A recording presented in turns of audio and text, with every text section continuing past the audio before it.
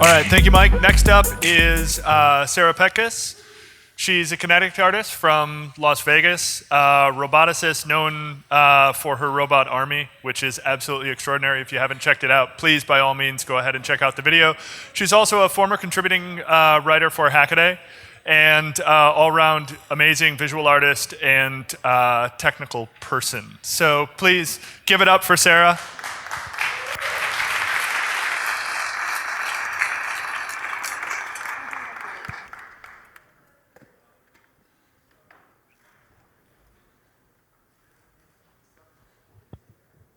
Sure, or whatever's easiest for you guys.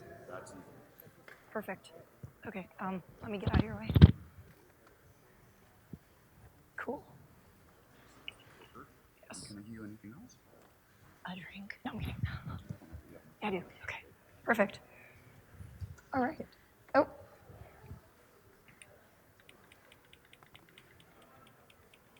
That's not where we're supposed to be.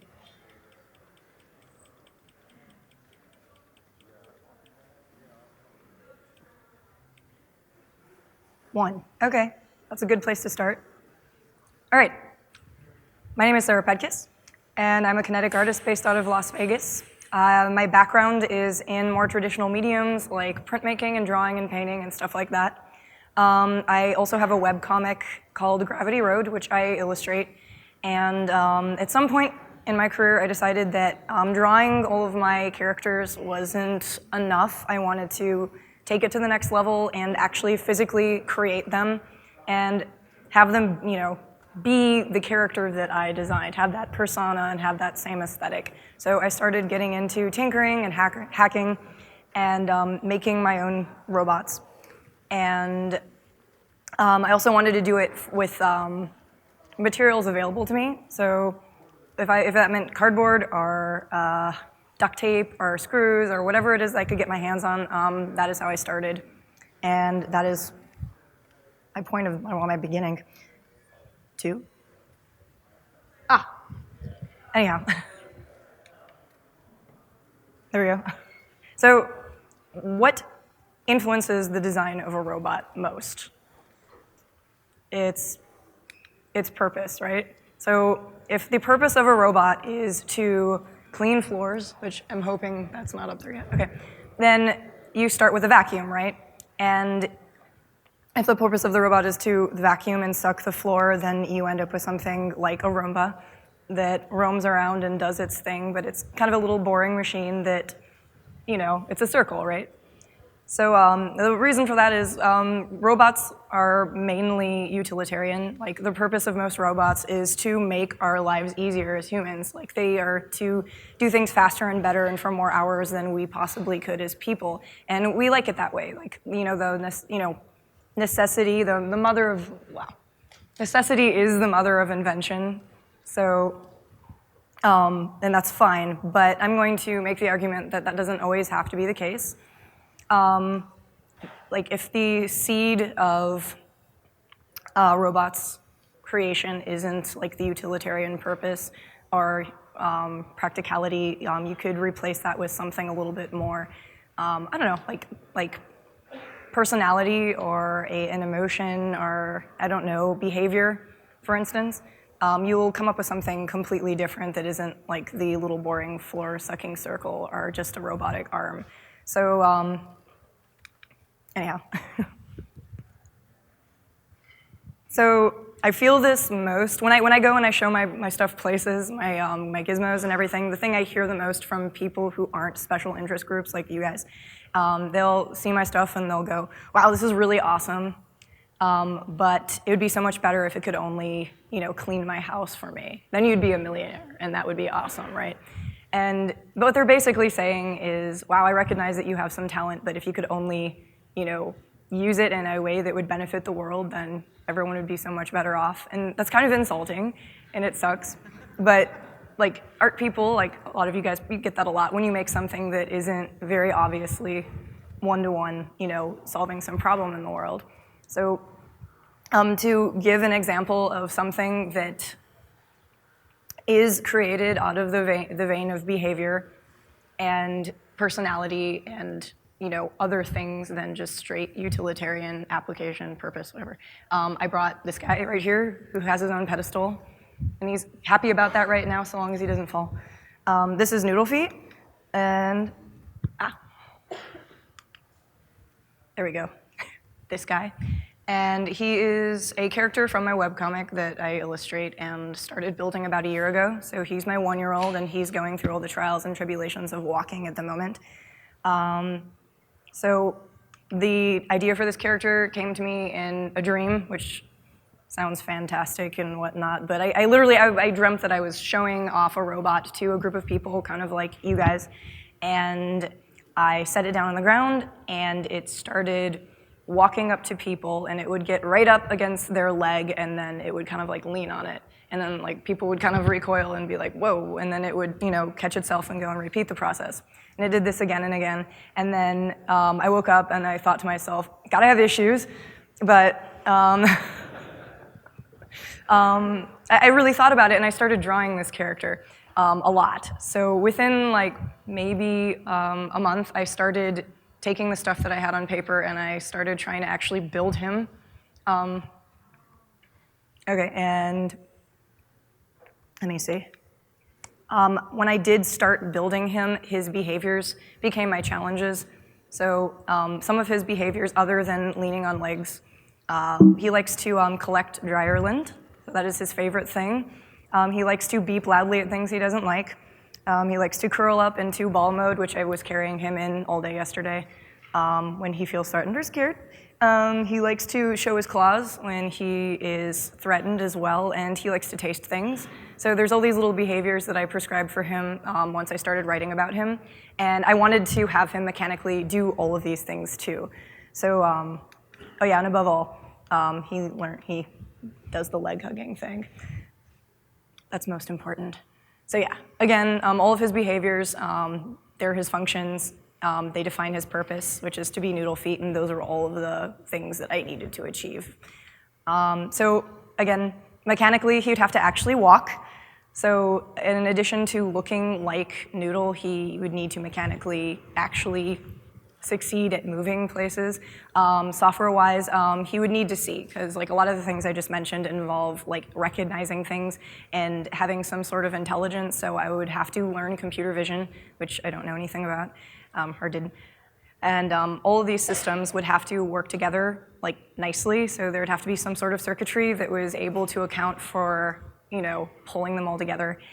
And yeah, so I started with form, because that's what I know. So you can't just draw something like super tall and like impossible and expect to build it and have it work. Like you have to compromise and whatnot. So, but it did have to still look like the thing that I had drawn. So as far as aesthetics were concerned, I needed to start with the drawings and analyze them and stay true to what he looks like, because it's not just about making the walking robot, because if I just wanted to make a robot that walked, then I would pick any of these, or buy a kit and make a hexapod, and it would walk and it would be done. But again, that's not the point. So Noodle is a walking thing.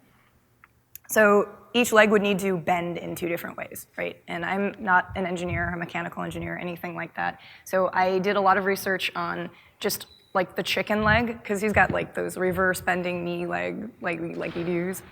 So I watched a lot of videos, and I saw that there was like that parallel bar thing going on with the tendon, and I learned about like propagators and whatnot and took notes.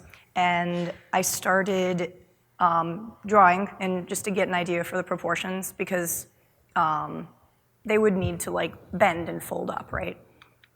So again, that's the little general drawing of what the leg looks like and what it's supposed to do. And I stumbled across this really awesome software along the way that is great if you're someone like me who isn't technical and doesn't really know how to do heavy code or math or anything like that, and it's called ALGODOO.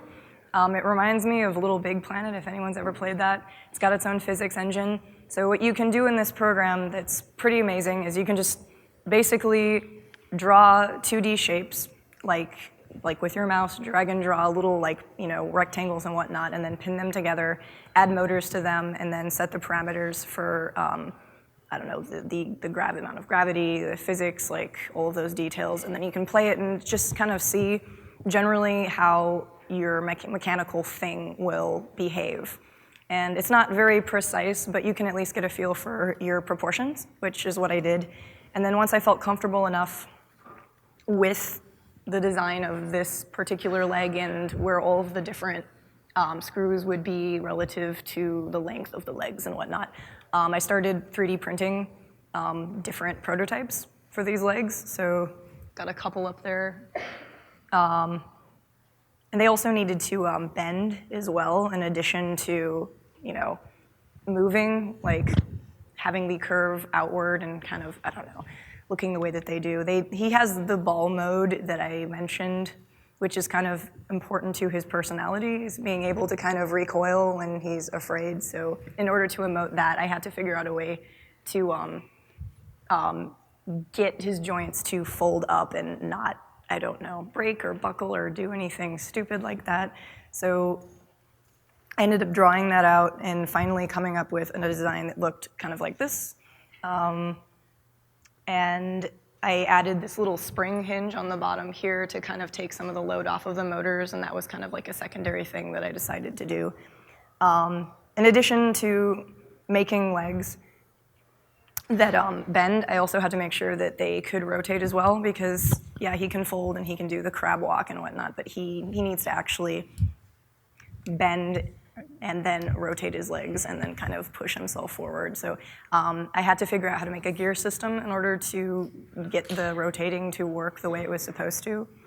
And I went with, I'm sure a lot of you have used the woodgears.ca to generate templates and then export them to DXF, and then you can kind of go from there.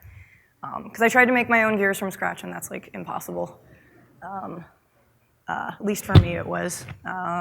So once I exported my gears and played around with the proportion of gear teeth to one another to turn the amount that I wanted for each individual leg, I printed them and I made just a basic body chassis, and I got everything kind of into place and made sure that they worked the way that I wanted. And I ended up with a first prototype that looked kind of like this. It was all 3D printed. He was like Bambi wobbly fawn. Like, it didn't actually work. It just, I wanted to make sure that it could fold, and that was the most important thing. So it could. He folded up pretty much perfectly, and that was great. But I needed to depart from that immediately and go into metal. So I started doing the metal upgrades. The only thing that I changed so far are the femur bits in the center. So all of these aluminum pipes are, what was I gonna say? I drilled holes through those and I made a reinforced chassis for the body that has skateboard bearings. And there's 2 for each femur. I think in this picture, next one.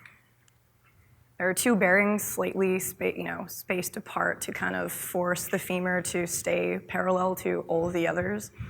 And this gave him a lot better stability when walking, and they also made sure that the pipe pivoted perfectly in its socket. So that's the new and the old wobbly. But yeah. So after that, I had to attach the noodles because his name's NoodleFeet, so he has to have the actual noodle feet. They're important. I mean, I don't know. So to get them to stay on his actual calf bits, I made little Pac-Man pieces, like you can see there down at the bottom. I know I have a laser pointer, but oh. That wasn't it. And I got his noodles to stick onto his calves. That way I cut a clearance slot so that the legs could fit through with ease. And yeah, the second prototype was much better. So this is kind of basically what I've got here as it stands. So getting into his other functions. So he has eyes. Like, the eyes are meant to move around, and he's supposed to be able to scan the world for things that he wants to find, like I said, lint or legs that he wants to lean against or walk towards the faces of people who are familiar to him. So in order to have his eyes pan around, I had to attach them to some sort of another gear system.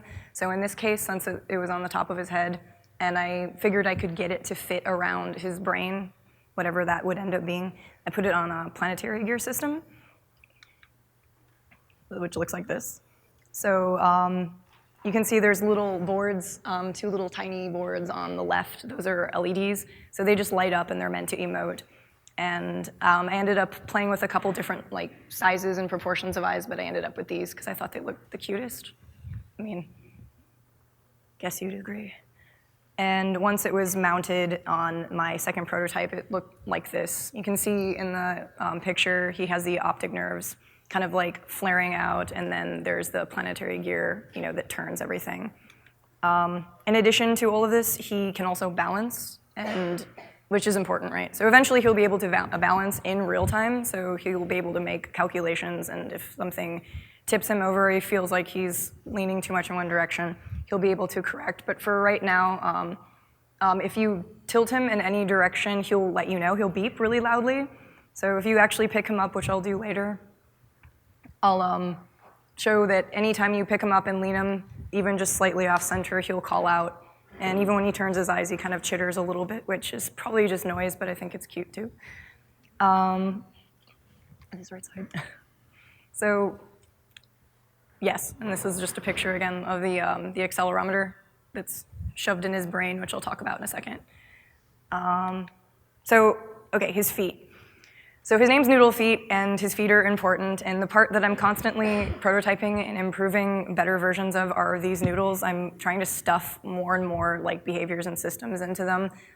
There aren't any in his feet as of right now, but these are some of the things I'm experimenting with at home to kind of get in there.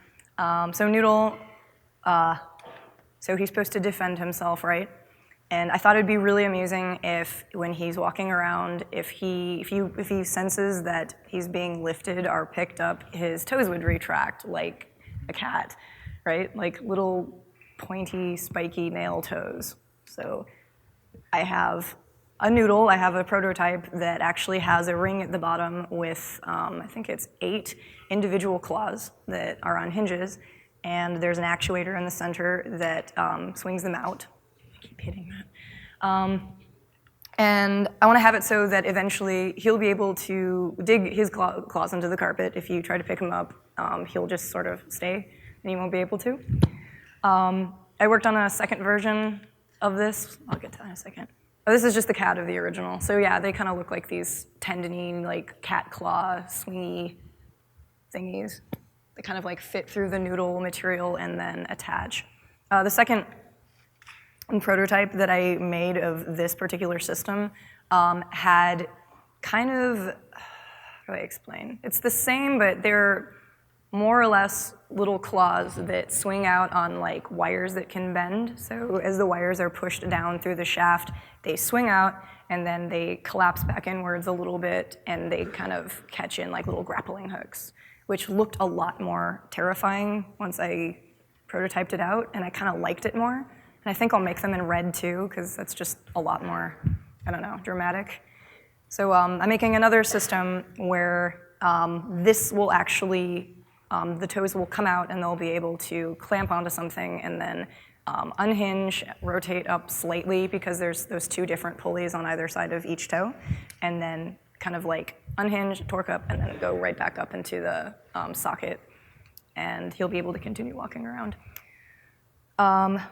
In addition to that, his feet need to be capable of tasting, so, which is sounds absurd, but I want him to be able to walk around and be able to, I don't know, lean on somebody's leg for a minute, and then after a couple of whatever moments, kind of turn around and walk away, and then that person will notice that there's a cold spot on their calf, and they'll actually have been drooled on, or something like that. I would also additionally, I want him to be able to leave little wet marks on the ground as well. So I came up with, I'm working on prototyping kind of a little tongue that will extend down through the center of his foot or each foot, kind of like a brush, one of those, I don't know, or a turkey baster or something. And it'll have a little fluid reservoir at the top that will push out a little bit of water every time the tongue goes down so that he can leave little rings as he walks. So I'm working on prototyping this out as well as getting it to fit in each foot along with the toes, which is a challenge. So he's going to have his toes eventually and his tasting feet.